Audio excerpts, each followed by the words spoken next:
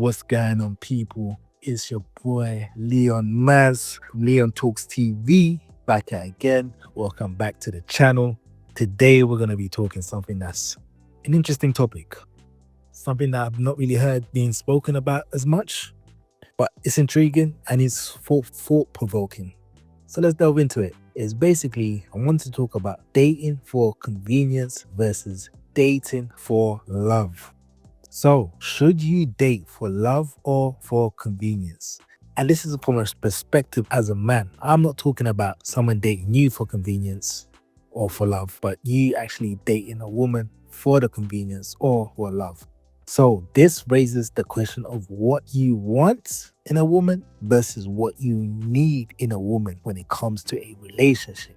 You see, some will say that you are settling because you're not with your ideal or dream partner, while others might argue that you are just simply choosing a partner wisely, but not letting emotions dictate your decisions and instead selecting a partner logically. But just think about it for just a moment. If we lined up every couple in the world and asked them to answer honestly, how many do you think would say that their partner was their first choice? What do you think the percentage would be of people who didn't marry their first choice for whatever reason? Now, I'm not a betting man, but let me tell you, if I was, I'd be willing to guess that the percentage would be very high indeed of those saying that they did not, in fact, marry or get with their first choice. You see, the question is, can one be happy dating for convenience as a man? We will look at various examples and explore this topic. When we are younger, we mostly date for love, like teenage love to be exact. Because when you're dating as a teenager, you really don't have nothing to worry about. You don't have to worry about rent, bills, you don't have to worry about future aspirations of one another. You really are just dating within that moment. You're in your own bubble of cloud nine. But however, as we get older, things start to change.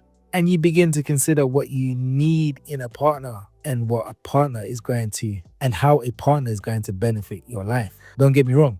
Unless you're someone who has done all the work and managed to get into the elite group of the top 10 to 1% of men, then you are the exception and have the choice to pick what you want, who you want, whether it's the woman you've always fantasized about or end up falling in love. Heck, you're probably in a position to get 2 or 3 wives when you've done all the necessary work and you've got all the money to acquire. So in that type of situation, you really have the world in your hands. You see, as we move from our teenage years into adulthood, our approach to dating and relationship changes significantly. In our youth, love often feels like an exciting adventure driven by a passion where we date for the joy of it without considering practically or long-term implications. However, as we grow older, we start to think more about what we really need in a partner. We begin to focus on qualities that enhances our lives, such as capability, shared values, and long-term goals. Adult relationship often emphasize the need of stability and support alongside love and attraction. And you also have to remember that our life experiences of the trials and tribulations that we've gone through in our dating history, we start to realize what we want and what we don't want. And sometimes we have to understand that what we want and what we don't want, we might not find that in one person. So we might have to compromise the non-negotiables and the negotiables. Dating becomes linked to personal growth. And we prioritize finding someone who complements our lifestyle and shares our ambition. It's important to recognize that not everyone has the same opportunities in the dating world. Those in the top 1% may have more options and can pursue idealized partners, but love remains complex for everyone. In the end, While love is still important, we become more aware of the practical aspects of relationships as we age. Finding a partner is less about romance and more about building a fulfilling partnership that aligns with our life goals and values. You see, as men, we fall in love with what we see because we are visual creatures. The more beautiful a woman is, the more we fall in love or feel attracted to. Now, does it come a time in a man's life where he no longer seeks love and wants a woman who can make his life better and fit his lifestyle and schedule and possesses all the traits he desires in a partner? Think about dating someone that you can build with and create an empire because this person has the certain attributes, traits, motivation, and drive to succeed. You can see each other thriving in life and being some sort of power couple, like on some Jay-Z and Beyonce type stuff, right? Or maybe she has a rich cultural history and ties and shares similar morals and values. For instance, she might be average looking in the face, but understands the importance of staying in shape and going to the gym and being healthy to look good for her man, versus someone you want to be with and you see yourself falling in love with.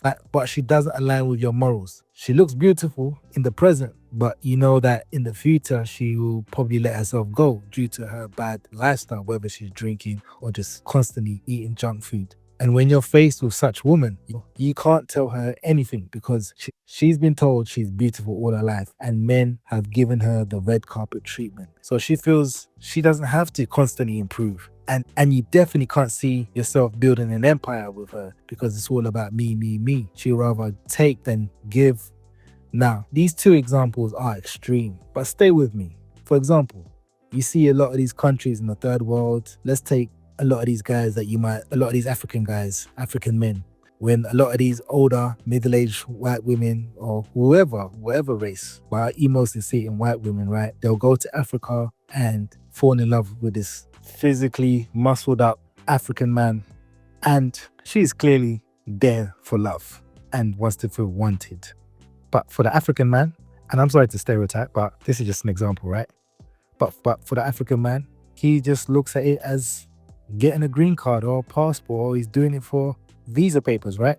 Regardless, these men are looking at the bigger picture because they know they have goals and there's a larger purpose at hand. You see, they are just trying to escape poverty. These men can most likely get with women their age or even younger, but they see that being with such Western older women can provide them security. Personally, I wouldn't say this is dating for convenience, it's more like survival.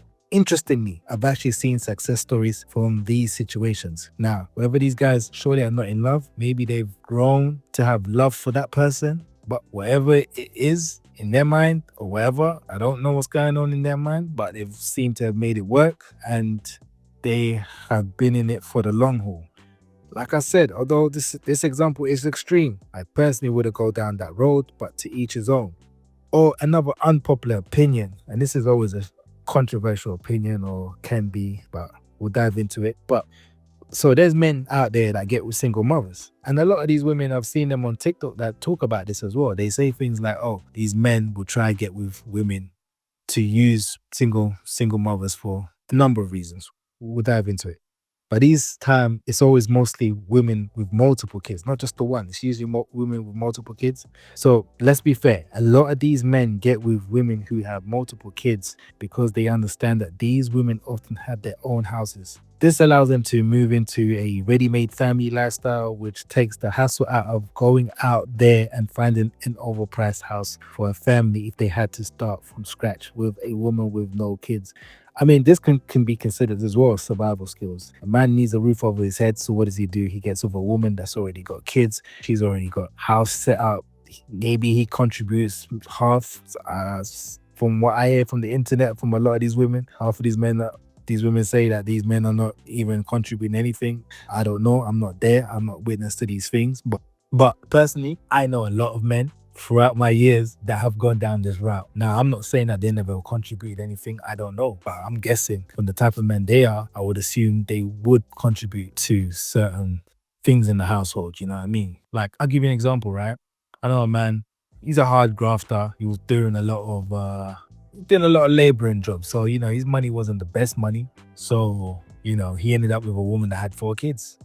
And, he got with this woman. She had 4 kids. She basically looked after this guy.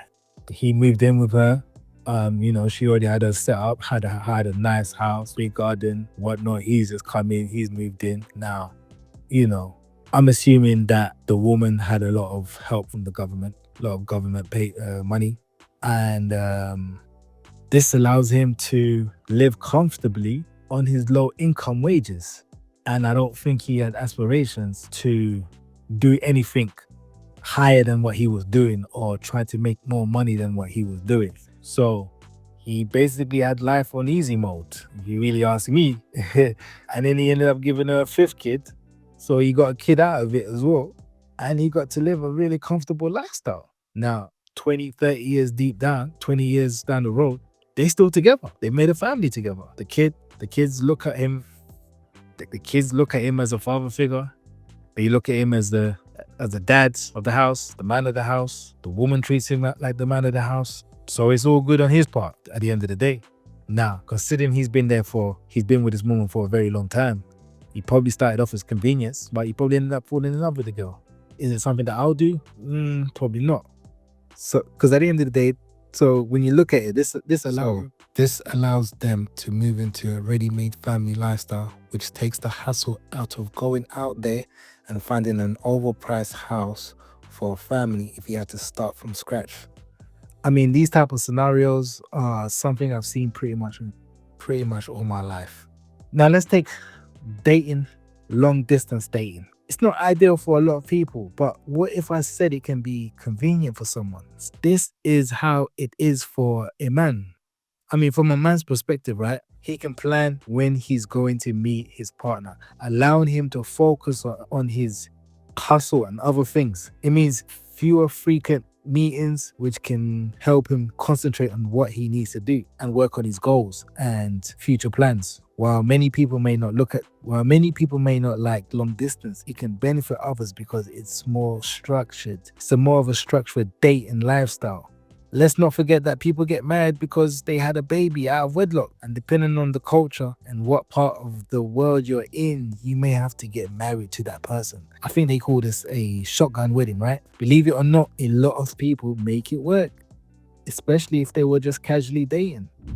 Conclusion. Ultimately, the decision to date for love or convenience is deeply personal and varies depending on individual circumstances. So you have to understand, where are you in life? Are you still young? Are you still old? Are you pushing on in age? These are certain things you have to consider. You got to consider things like values and life stages. As people mature, their perspective on relationships often shifts from idealistic notions of romance to more pragmatic considerations that align with their goals and lifestyle. While physical attraction and emotional connection remain significant, because it does. And I always say this, and I always emphasize this, even if you're not entirely with someone that was your first choice, meaning when it comes to looks or whatever, there's always got to be a level of attraction. Maybe you might go down a few steps down, but as long as the attraction is there, is the main point.